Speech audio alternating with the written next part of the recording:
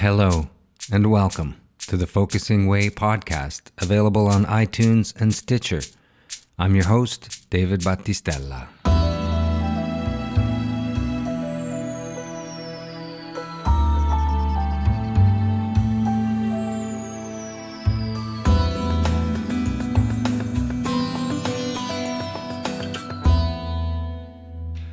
I often speak about putting focusing to the test. Does it work?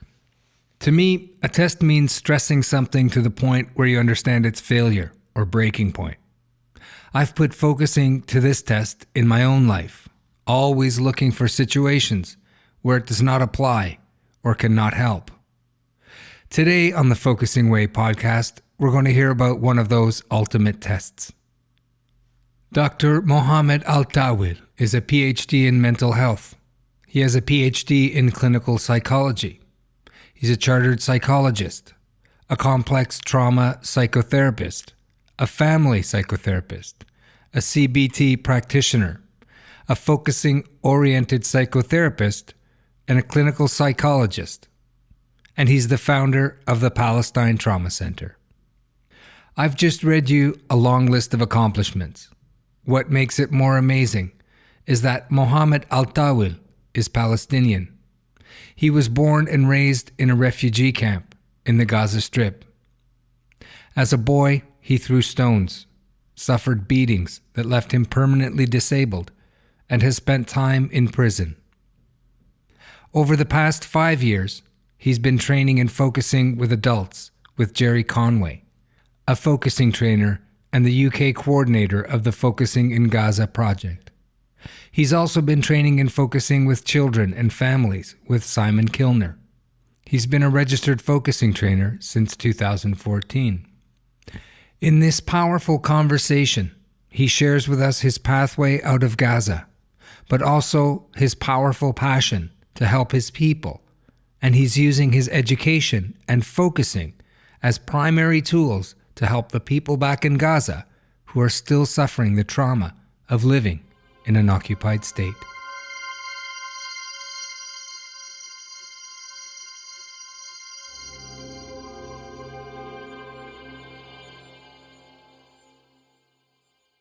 And joining me now is Mohammed Al-Tawil. Thank you for being here with me today. It's my pleasure. Just to begin, I wondered if you could share a bit about yourself and your birthplace in Palestine. Yeah, I was born in Palestine and some area called Gaza Strip, and so I'm from Gaza. I was born in a refugee camp called Al-Nusayrat. It's one of the 8 refugee camps in Gaza. It's located in the middle of Gaza Strip. Mm-hmm. So that's this where I come from. I was just wondering, could you describe your life for you and your family and your neighbors while you were growing up in the refugee camp? Yeah, I grow up in a refugee camp. I come from big family. It's I'm 9. I have 8 brothers, so including me, we are 9 brothers, 4 sisters, 1 mother, 1 father, and I just opened my eyes in the refugee camp.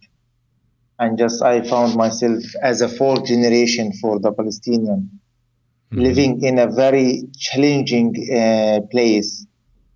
Is rarely to have a green area or play area as a child to play there. Going quite often to the school without the pocket money. The life was very hard as a child, and asking my father and my mom why we are as a refugee here. Mm-hmm. And always we listen the story from my mother side and my father, how they've been exiled and uprooted from their original village, and which is in Al-Maghar. It's now nearby capital of what they call Israel. So that's asking my parents why we are here refugee, and they they telling us the story how the Israeli occupying forces kicked and forced Palestinian, which is my parents, part of them, to live in different places. Some of these refugees came to Gaza, some of them in West Bank, some of them in Jordan, Syria, Lebanon, and other parts of the world. Maybe some of them in Italy also. Yes. So we grow up in this condition, and you can imagine how it's difficult for a child to grow up. And our neighbors and my friends, when I was 15, I had lots of challenge in my life. So I was not keen to see the soldiers humiliated my brothers, older brothers, and my neighbors or my relatives, and kick them and humiliate them and stop them even from getting medical services. All these things make me angry when I was a child, Yes. about 15 years old, and go to the schools. And at that time, I was just as a teenager, and I was doing very well actually at the school, but I felt I need to fight these soldiers, but I have nothing to fight them to bring the freedom and justice and dignity to my people. So I just only found the stone to throw stones against the soldiers. So I was injured, and now I'm have problem now. I'm in my legs now. I can't walk properly. And I went to the prison for about 6 months, and I lost quite a few number of my close friends. So some of them, I saw them died in front of my eyes. Yes. So it was very hard time. So then I decided just keep throwing stones against the soldiers. I didn't find it it's useful and powerful. So then I changed my mind later on, and I used the education. So I just put all my energy on the education to learn and to get more information as much as I can to beat or to try to defeat the occupation and the oppression against myself, my family, and my people in Palestine. So I keep doing and studying more and more. So I was one of the top students in Gaza Strip. I got quite a few numbers of scholarship. I got to the United Nations Institute in West Bank. I learned there to be as a teacher, and then I was a teacher also because I was doing well and teaching the students in Gaza. I was doing good as a teaching, but then I found most of the children suffering as I suffered myself when I was a child because of the trauma and the hard situation they are living. Then I said, I must change this job to find something more I can help these children, unfortunate children and traumatized children. So then I changed to be as a psychologist. So I did my master degree and PhD in Cairo, in Egypt. And after that, I've been successfully got a scholarship from Ford Foundation from New York. Yes. And then I came to the UK to study, and I did another PhD doctorate about the traumatized children here, and I work at the university, and I have a clinic now working with the traumatized children and families. Yes. Here in the UK. And still, I established Palestine Trauma Center as a charity in 2007 in Gaza. And also I established another arm for this charity in the UK in 2010. So at the moment, this charity helped more than 100,000 children who are traumatized. I'm just wondering if just for a moment we could go back and if you could describe for me more that time when you were young and angry and in prison and what that was like for you.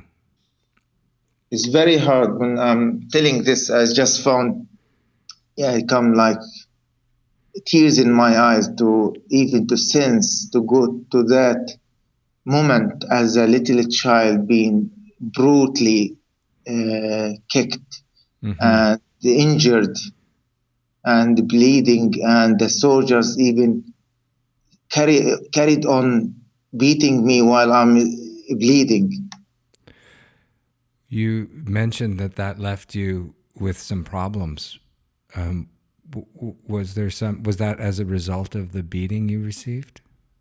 As an injury, and another health issues was developed and caused me now huge problems in walking. So now I'm walking with the aids, with the stick, and sometimes I can't walk at all.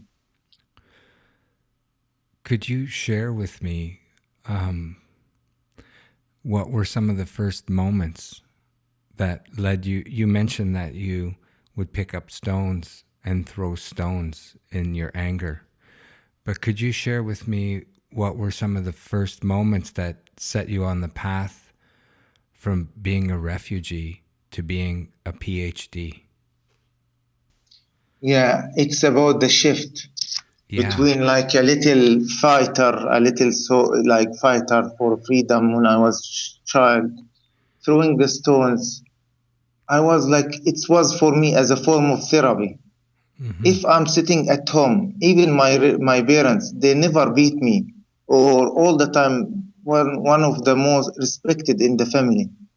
But yeah, one time I can remember my father just tried to locked me in the room and say, no, you can't go out. I don't want to lose you.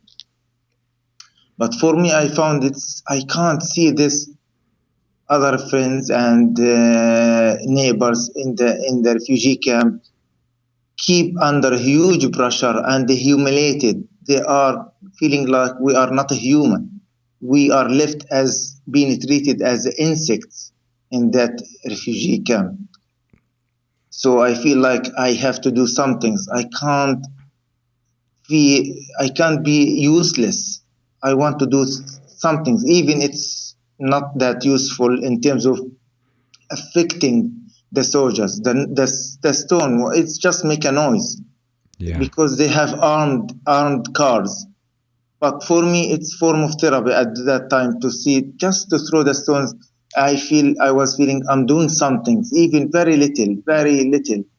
And keeping doing this, and then after I injured and I was released from the Israeli prison, I thought I must find another way of fighting these occupation and these injustice.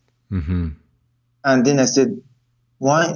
I've just found myself doing good in the education, and then I decided to use one of the most powerful, which can it's an attempt to bring more justice and make the people outside Palestine aware about this situation and how much they need the freedom and the dignity after their country being stolen and they've been kicked and forced to live in a very like alleys and small houses.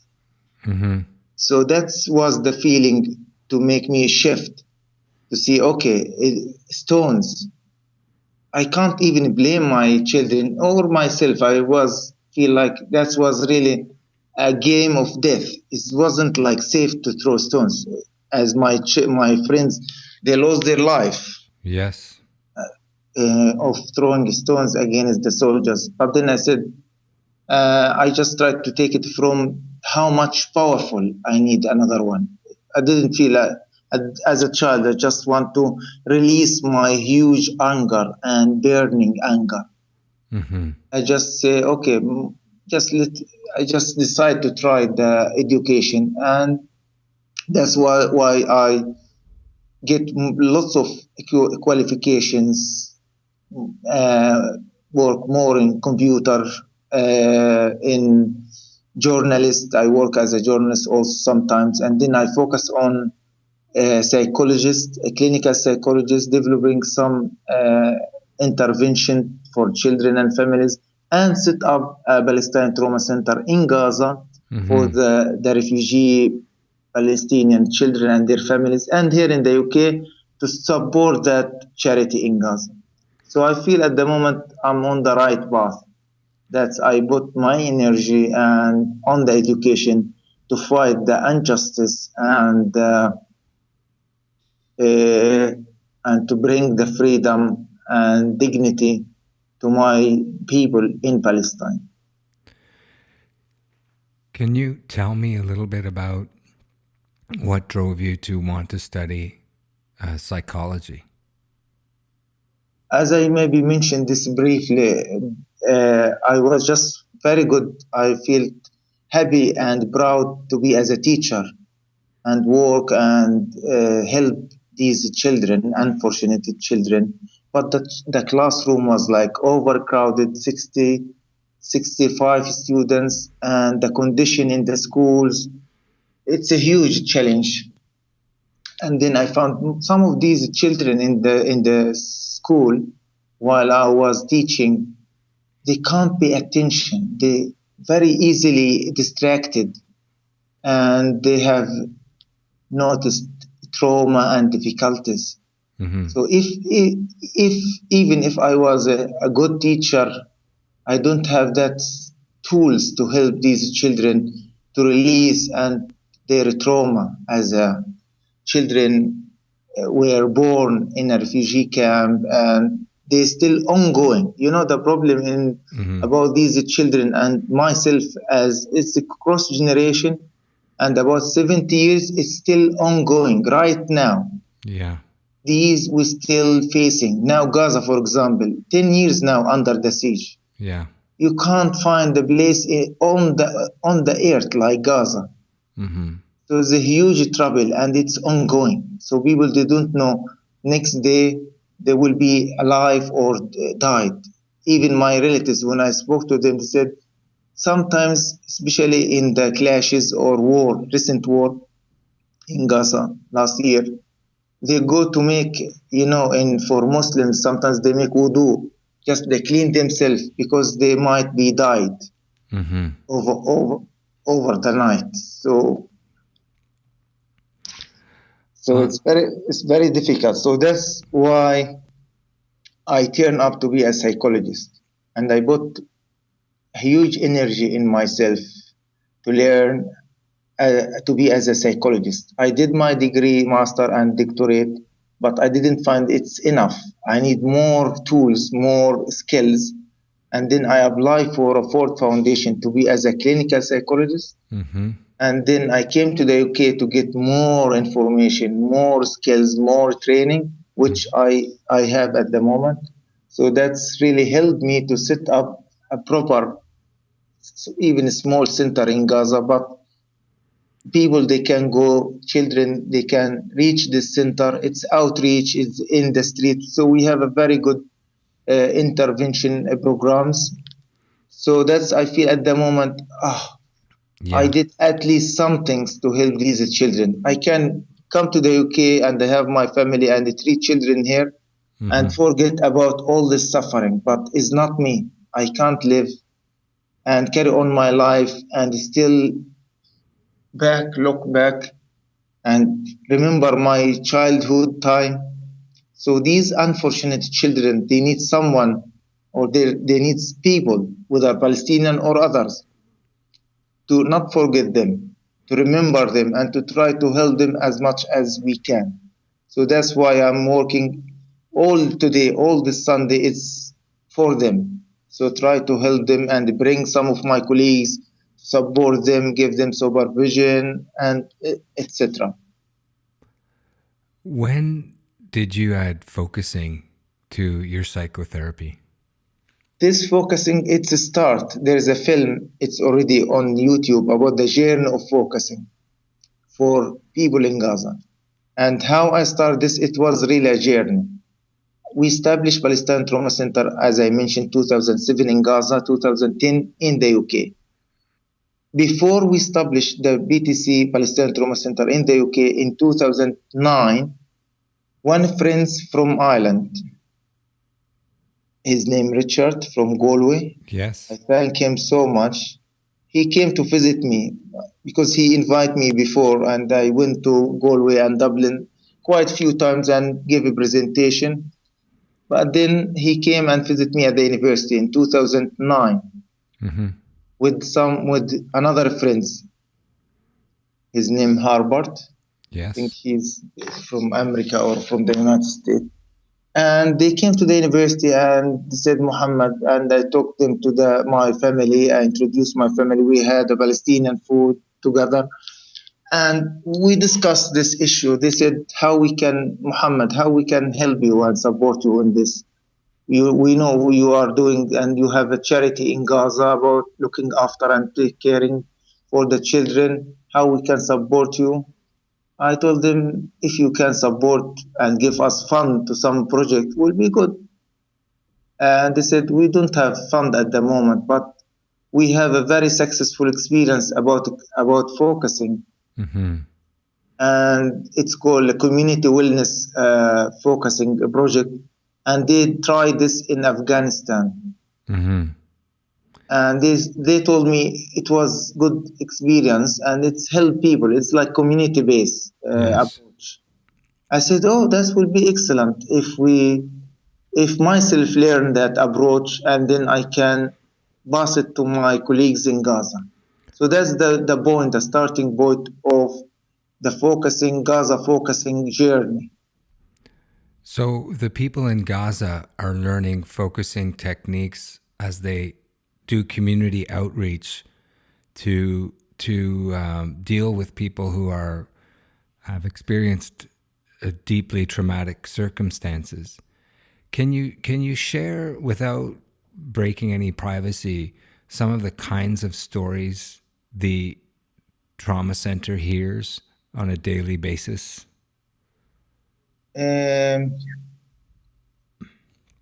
Actually, we have 3 main projects in Palestine Trauma Center.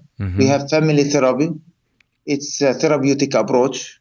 We have in this approach we have psychiatrists and we have psychologists and social worker and animators. Also, we have Friday of Joy. It's outreach. It's in the street. It's a play with the children. It's every Friday. And also we have the focusing as a psychosocial support. This was the question. I just want to give you the story about the focusing and how we use it in Gaza. Okay. Always, since I've been here in lots of conferences, international, go to Italy, to America, to different places, ask always the experts in trauma. If the whole community is traumatized, how we can help them? And all the time I've been thinking about the best way we could help the community when they are most of them traumatized, children and their parents. To be the fact in Gaza, we have not more than 10 psychologists or clinical psychologists or psychiatrists are professional and qualified. About 10, 20 maximum, if they are increasing. And then if we have 2 million in Gaza, for example, we need an army of psychologists to help the whole community. So then we try to see it's very important to have something like focusing, easy to be learned. So focusing, for example, doesn't need the person to learn focusing and to practice focusing, doesn't need to be a psychologist. Anyone, parents, school teacher, driver, farmer, fishermen, they can learn focusing easily. They don't need background in psychology or social care. So it's easy to spread. It's easy to learn. It's very gentle. It's very good for humanities, like about the feeling. The focusing, from our experience, it's very gentle. It can come and without judgment, without taking a side. It's the person come to you, to listen to you, to support you, and it's a client center. So it's a driving way with the client, with the people, without like upsetting them or abusing them in any way. So you respect them, you listen to them, you are there to support them in any way. Just listening to them, it's a huge success for the focusing in Gaza. So that's the flavor of focusing we experience in Gaza. And some of these people, they said, I never been through my difficult feeling about 30, 40 years. This time with focusing, I'm close. I can talk about my hardship, my difficulties, which is in my daily life.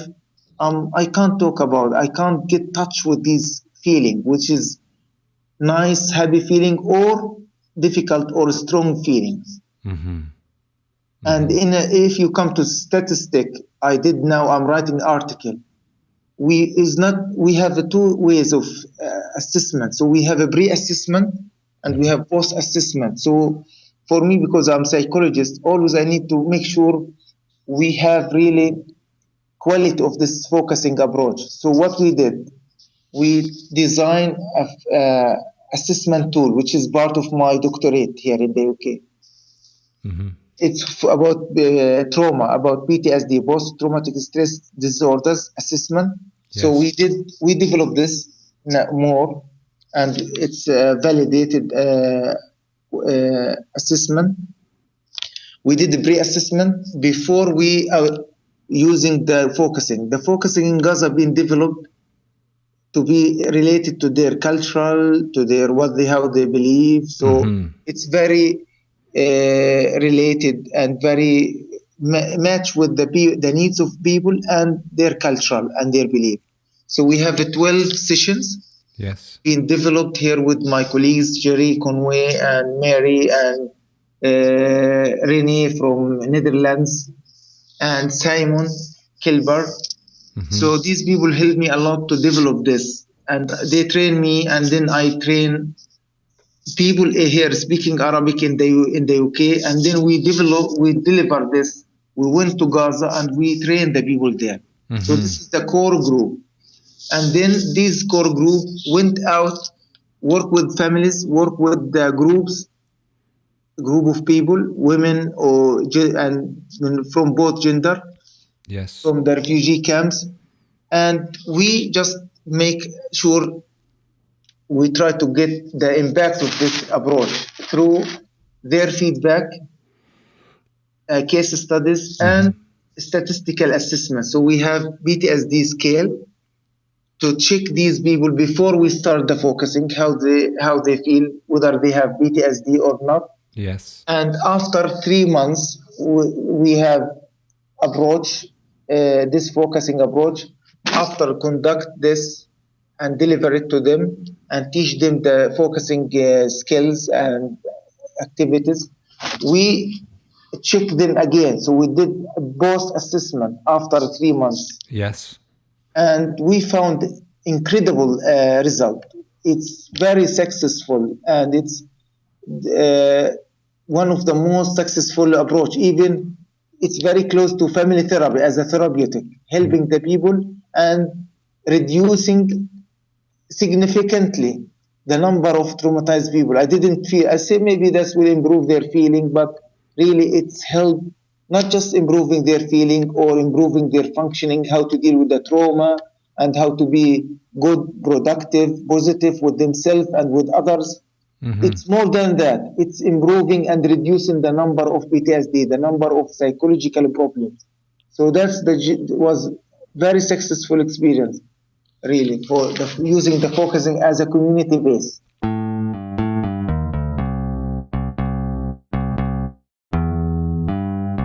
You've been listening to a conversation with Mohammed Al-Tawil.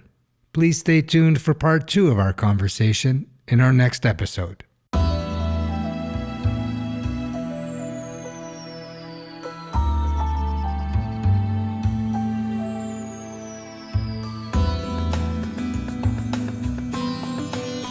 You've been listening to the Focusing Way podcast, available on iTunes and Stitcher. Also, please check out our website at thefocusingway.com.